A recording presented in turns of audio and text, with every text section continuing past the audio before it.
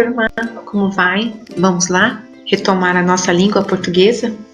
Tá aqui o Buriti, né? Já pegaram o livro para fazer a leitura?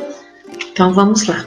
Para dar no pé é um conto, é uma história curta e a gente quer saber quem que tá narrando essa história, quem tá contando essa história. Vamos conhecer quem tá contando essa história? Da varanda lá de casa eu avistava linda, exuberante e charmosa. Nela moravam bem-te-vi, pitacilgo, pombo, juriti, marimbondo e formiga alpinista. Papagaio de seda também. Desses do mês de julho que, em vez de ficar requebrando no céu, decidem embaraçar a rabiola nos galhos mais altos e ficar por ali mesmo. Teve um que gostou tanto de morar na árvore que nunca mais foi embora. No meio do ano, começavam a aparecer pequenas flores naquele pé de manga. Os frutos só chegavam em meados de dezembro. As chuvas do fim de tarde muitas vezes aprontavam. Jogavam no chão as suculentas frutas. Umas se esborrachavam feio na lama. Dona Tina, na manhã seguinte, distribuía tudo entre a vizinhança. Era bom. Um dia surgiu a notícia de que não agradou a molecada. Iriam derrubar o pé de manga e no lugar construir uma casa. Achei um absurdo. Será? Os bichos ficariam sem lar, o ar sem oxigênio e eu sem as minhas mangas. Ora, onde já se viu um negócio desses? Corri como foguete para chamar a turma. Fomos para debaixo da mangueira. Criamos grito de guerra e tudo, só para tentar salvar a árvore. Improvisamos cartazes e fizemos o maior auê. Logo conseguimos mais adeptos para a manifestação. A rua inteira ficou tomada de gente. Vieram TV, rádio, jornal. Eu não parava de dar entrevistas. Fiz discurso inflamado. Precisava ver com direito a lágrimas e voz rouca para causar emoção. O pior foi quando me empolguei. Estava agradando tanto que comecei a dirigir adjetivos poucos delicados à Dona Tina. Ela que não deixasse cortar a árvore, mas o tiro saiu pela culatra. Nós nunca mais chupamos mangas daquela mangueira. Nunca mais mesmo. Dona Tina ficou irritada com as coisas que eu disse a respeito dela durante o protesto. Berrou para a vizinhança toda ouvir que se arrependeu amargamente de ter plantado a mangueira e falou que, se pudesse, plantaria era a mão na minha orelha. A notícia boa é que o pé de manga não foi derrubado. Os bichos não ficariam sem lar. O ar não perdeu o oxigênio. O ruim é que tudo não passou de um boato. Ninguém jamais quis destruir a árvore. Dá para acreditar? Veja que mico! Ah, por falar nisso, tem mesmo um mico morando lá nas alturas. O danado vive bem, chupa a manga que só vendo. Quem sabe não pinta uma amizade e ele arremessa de lá umas frutinhas pra gente. Porque manga, de agora em diante, só assim. Descobri que espírito ecológico não combina com fofoca. Tá aí o nosso conto.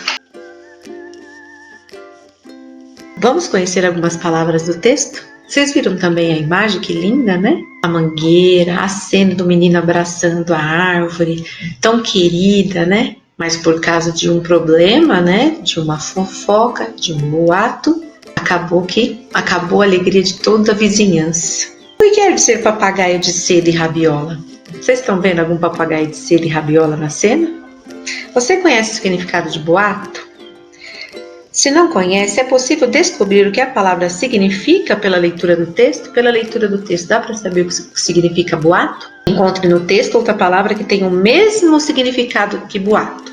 Sublinha as duas, tá? Ou passa um lápis de cor amarelo por cima para dar uma evidência, assim, em cima dessas duas palavras, boato e aqui tem o mesmo significado que boato, a outra palavra. Isso para compreender o texto. Dá um espaço aqui para compreender o texto. Essa parte aqui a gente vai só conversar, não precisa, né, copiar esta parte. Agora aqui A outra página que eu vou mostrar, vocês vão responder no livro e mandar as fotos bem nítidas para o Google, ok? Um pouco de conversa.